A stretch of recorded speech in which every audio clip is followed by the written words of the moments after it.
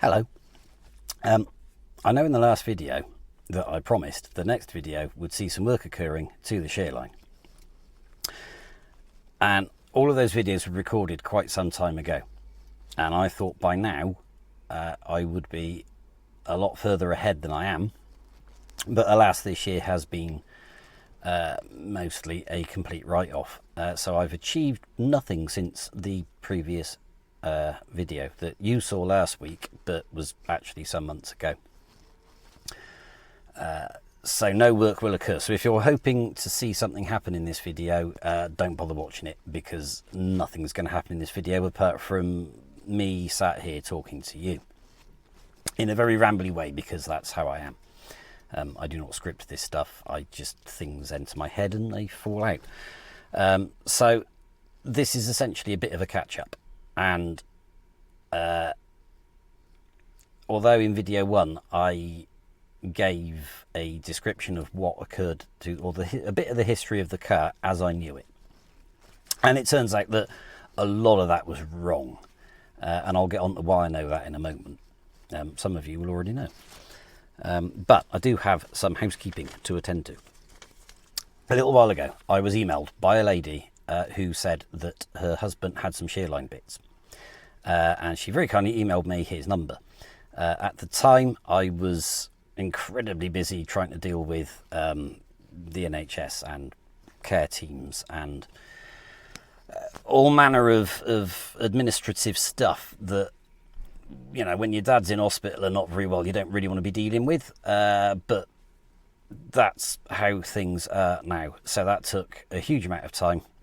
And because at the best of times my life is a bit chaotic and my brain doesn't work very well, I appear to have deleted that email, and I can't remember who you are. So if you were still watching this, please email me again. I wasn't being ignorant. I've just deleted it because, brain doesn't function very well. I'm always interested in Sheerline bits. Secondly, a guy called Jeff emailed me. Hello, Jeff, who sent some photos of a really nice Sheerline with a 3.5 litre B series. Now, I don't know if that is an original A110, because as far as I was aware, all of the A110s had been scrapped by Austin. But it's a very beautiful car. I won't include the pickies because they're not mine, but it's something to aim at. So thanks for getting in contact, Jeff. Next up, I've actually written some of this down so I don't forget, because I forget things. Another really nice chap called Richard has emailed me and offered me a complete jackal system. And again, I was going to delete that. In fact, I've already removed the front rams and all the pipe work at the front, because I figured I'll never make it work again. I don't have the pump. The pump's missing. I don't know why the pump is missing. And indeed, the pump is no longer missing. I have it back, which again I'll get into in a minute. So thanks for that, Richard. Very kind. He lives quite close to me, so I'm going to go and pick that up at some point at a mutually convenient time. And I have decided that it would be quite cool to make that work and have the jackal system on the car rather than delete it. So that will be going back on the car, and I'll make it work if I can. Last up, Ellie contacted me a little while ago, and that's where everything changed with the car, kind of. So Ellie is a relation of the chap that used to own the car for 54 years. Now, bear in mind, when I bought the car, I was told that the original owner had died, and then another guy had bought the car, and it had been through a few hands before it ended up with Len, who had it before me. Well, it turns out that, and I was also told that he was Mr. Webb. Right, that's all I had. All I'd been told was that he was called Mr. Webb, the original owner. Now, it turns out that isn't the case. His name is actually Mr. Hill, and he's still alive. And Ellie put me in touch with him the same night that I gave Ellie my phone number. Mr. Webb He's not Mr. Webb. Mr. Hill gave me a ring, and we had about a 3-hour chat until probably gone midnight, I think. And honestly, he's the most engaging, down-to-earth, wonderful human being you could meet, really. And the guy's a genius. It's patently obvious that he is a genius. If he needs a tool to do a job, he'll make it. And the way his brain works is a million miles away from mine, because it actually does work. But he just comes up with solutions to problems and beautifully engineer stuff to do what he wants it to do. So that was amazing for me, because of course I'd bought the car and started taking it to pieces, having been told that the guy that had done all the electronics in it had died. So I'm thinking, well, I'm never going to make any of this work again. It turns out quite a lot of it doesn't, and it also turns out that it does a lot more than I thought it did, which I now know because I've been speaking to Mr. Hill.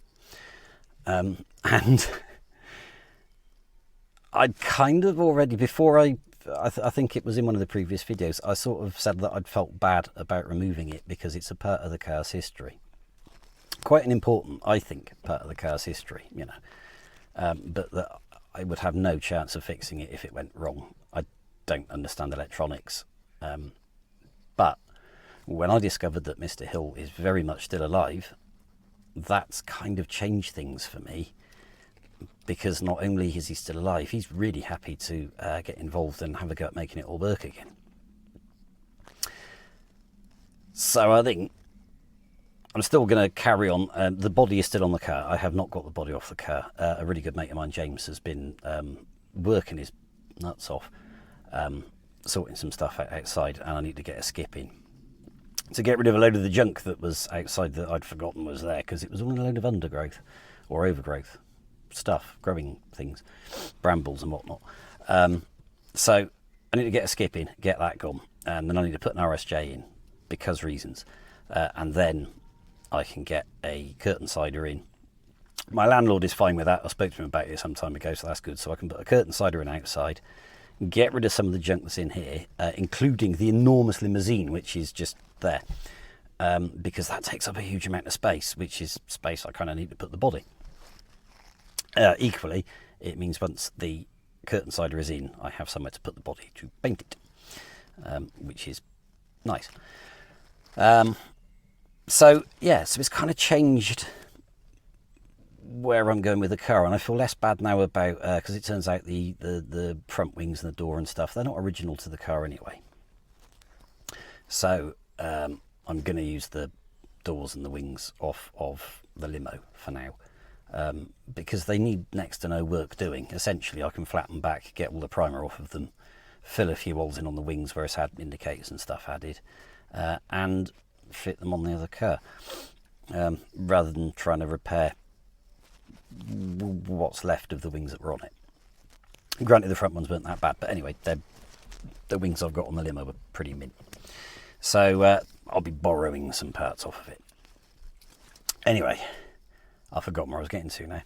Yes, turns out Mr. Hill also has quite a large stash of parts for the car. So I've been, we came to an agreement, and I've been quietly collecting said parts. I've done 2 trips so far with the big estate car that I've got, which is broken again currently. I might do a video on that because it's hysterical. Well, it's not hysterical, it's quite annoying. But if you believe the car, when it pings up the error message, it will tell you, oh, your gearbox has failed. And I suppose to the average person on the street, you'd be thinking, oh dear, 6-speed automatic transmission, that's going to be expensive. But I knew full well that it wasn't the transmission, and it isn't. I've just been up here and plugged the computer into it, which told me what I pretty much knew. In fact, I was so certain it was already, I'd already gone out and bought a crank position sensor, because that's what's failed. How easy they are to fit, I don't know. I've never done one on a DW10, but I'll be finding out at some point. But given the mileage that I've done in that car, although I'm getting rid of it at the end of the year, I am tempted to chuck a cam belt kit on it at the same time, because I think you've probably got to take the crank damper off to do the sensor by the looks of it. And if you do that, it mucks the cam timing up, because the crank pulley is floating. Don't ask me why, I don't know. To fine tune the cam timing, I assume, but I mean, I've done a few belts on them now, and I've never had a problem. But anyway, that's for another video and a different time. But I've very much enjoyed speaking to Mr. Hill. I've met him twice now. Spoke to him on the phone a fair few times, and he's just such an engaging human. And it's been fascinating now, because his memory is that good. I don't know what the hell's going over, but it's loud. His memory is that good that he could tell me, or has told me, pretty much everything that ever happened to that car, and the fact that for 54 years it was his daily driver car. So anything he did to it had to be done pretty much overnight. He didn't have a MIG welder, and everything he did was pretty much side of the road or in the car park around the corner. So, including clutch changes and stuff, which seems like a massive job to me, but he just do it overnight at the side of the road. Fair play to him. So that explains why the repairs that had to be done on the body were done by screwing things together, because he didn't have the ability to weld them at the side of the road. But importantly, it kept the car going, and indeed, it must have been quite reliable, because it did for him for 54 years. But so I now know that the car was registered in Worcester, I think. I'm pretty sure it was Worcester, AC, probably Worcester, and remained seemingly for a couple of years not registered to anyone. I don't know quite how that works, but anyway, it then ended up with a funeral director company, whatever, funeral parlour, I don't know, in Sharpness, where Mr. Hill bought the car in the mid-60s and then kept it for 54 years. It then transpired, so he sold the car to a chap in Bridge 8, who I believe is still alive, and then he passed the car on to a chap that apparently did die. So maybe Mr. Webb was the guy that died, it was just he owned it later. I'm not entirely sure. I don't know if it then went from the chap that died directly to this bloke that listed it on eBay as a burn find. I don't quite know that bit of the history. I probably never will. Whether or not it matters, I don't know. But it's here now, and it's in a lot of pieces. Apparently, Mr. Hill did sell it with some parts that vanished. They didn't come with it, and certainly were never fitted to it. But that's life, isn't it? Is not a problem. I am, if you include the purchase of the limo as well, I am well north of 10 grand into this car now, and I mean finished and done, it might be worth 4.5, maybe 5,500. So financially it's not worth doing, but I've never done anything based on whether or not it's financially worth doing. I just do things that I want to do, and I really want to do that car, and I'm hoping to get some more time up here soon. And get on with it. And you'll see that I'm currently sat in not an Austin. I'm sat in my dad's BX, because for reasons best known to, it's really quite cold yesterday. Well, not cold, but we had a chill wind and cloudy, and it was cloudy this morning, and it's about 4 million degrees now. I mean, maybe not actually 4 million degrees, but it's really hot. So I sat in Dad's car because it's in the workshop and it's a little bit cooler than sitting in my BX, which is parked out there in the sunshine, and it's a black car with black leather, and it's really quite hot in there. So I'm just cooling down a bit in here. And again, I am waffling, that's beside the point. Anyway, I have not broached the subject yet, but I'm hoping, as I get to know him more, I like the guy more and more. He's such a... he's one of those people that's just very unassuming and not remotely big-headed, but should be, because he's a genius. And he was, having explained the things that he'd done to that car and why he'd done them as well, and how he came up with the solutions that he came up with, is remarkable. So I'm hoping to ask him at some point if he'd like to do a sit-down interview, because he's a lot more entertaining and engaging than I am. And again, I mean, he's a huge part of that car's history. He had it for 54 years, and it's 72 years old now, or coming up for 72 years old. So for the vast majority of its life, Mr. Hill had that car, and I won't live long enough to have it the same amount of time, but I'm very much hoping that whoever has it after I've snuffed it will look after it indefinitely, because certainly as far as cars in Clifton go, and that's probably the most famous one of the lot, it was already fairly well known on the internet long before I got the car. Not that it's very well known on the internet now that I have it, because I'm not very well known, and I'm fine with that. So that is about it, really. It's basically, I've now very much, I want to put the bits that he did back in, and it turns out that what I thought was the kill switch on the right hand side by the bonnet release isn't a kill switch. He actually had made a early form of his own built, and designed electronic ignition, and the switch switches between the points, which it still has, and the electronic ignition. Unfortunately, I'm guessing, and it's patently obvious, that as the car has been passed on since Mr. Hill had it, no one was told what the switches do and how to use them, and you'd never have guessed. I mean, if he'd not told me, I would never have worked it out in a million years. So I'm guessing that that's obviously the reason that someone's added a coat hanger manual choke, because they didn't know how to operate Mr. Webb's automatic choke. And it turns out actually there's a spring in the manifold that operated the automatic choke that has died, so it wouldn't have worked anyway, which is probably why it's been cut and the manual thing's been added, but whatever. So I completely forgot what I was going to say again. But yeah, I'd like to put a lot of it back, but his electronic ignition had been disconnected.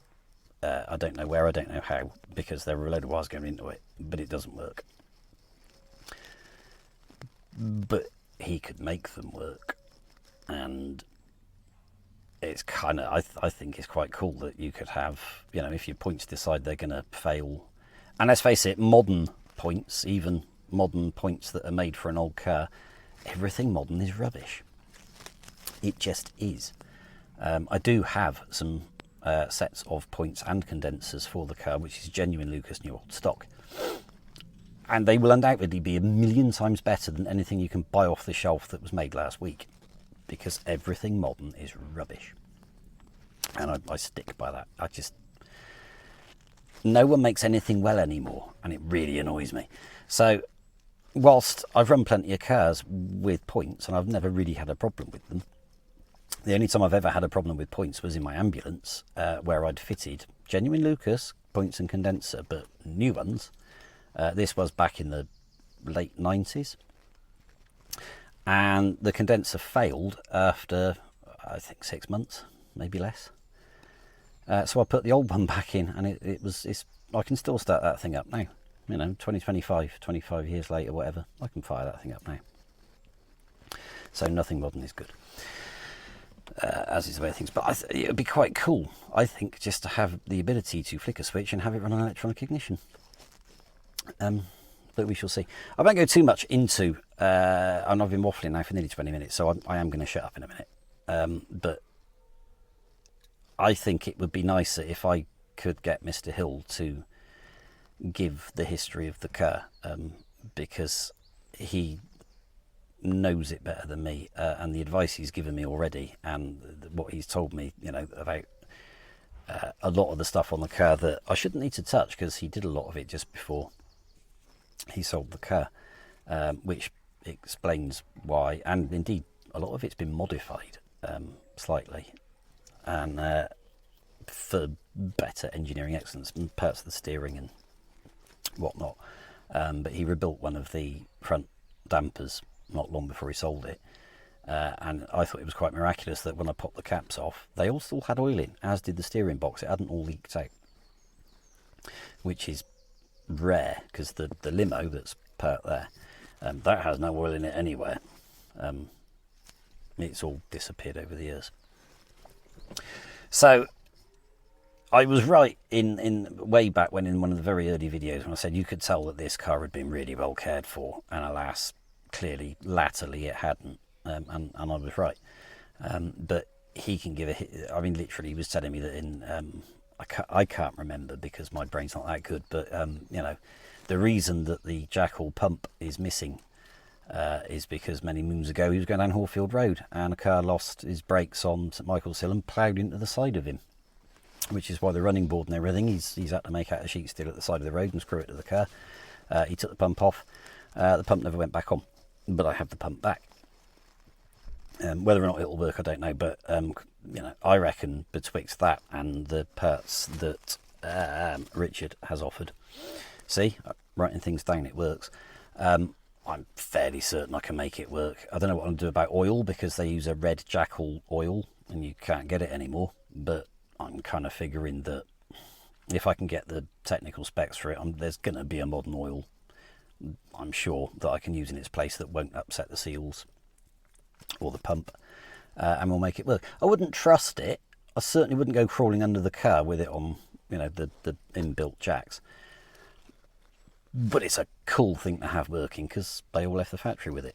And equally, you know, given that up here floods quite a lot, if I'm going to be parking the car up, and I don't want the tyres sitting in water, I could just use the Jackal to raise the car, stick some axle stands under it, and it's easy, innit? You know, job done. So yeah, I'll get on to that. But anyway, hopefully Mr. Hill will do an interview. I mean, if he doesn't want to, that's absolutely fine. You know, there's no reason he should. But I'd love to sit down and have a proper chat with him, because he's, I think you'd find him far more interesting than me, which is not difficult, granted, but he really is such an interesting guy. So that is where we're at. I'm sorry to say that no progress has been made on the car itself, but progress is now happening out there, which will make things easier in here. And I've got a 2CV on the ramp at the moment, but when that's gone, I can't take on projects at the moment anyway for other people. Just life is very much getting in the way of all of that, which is again why the Sheerline, you know, nothing's happened here because other things keep getting in the way. But I'm hoping that will settle down and I can properly crack into it. You know, the weather is ideal-ish. Actually, it's a bit too warm today, but you know, it's been okay for paint, so it'd be nice to get the body tub welded up, which I don't think will take me that long. There's bits of it I'm going to have to recreate, like the door shuts on the back, but that's not that difficult. You know, I might have to go and invest in one of these stretchers and shrinker things for metal. I've never used one of them before. I just usually beat stuff with a hammer. But you know, man's got a MIG. I'm pretty sure I can make something. So it'd be nice to get on with it and make some progress, because time marches ever hither. I wanted it done for Rustival in August. I mean, it's not going to happen. I should be going in this. Them's the breaks, isn't it? I think if I'd had the first 6 months of this year completely clear that I could have just cracked on with that, then I would probably be not far off taking it for an MOT at the minute, but none of those things have happened.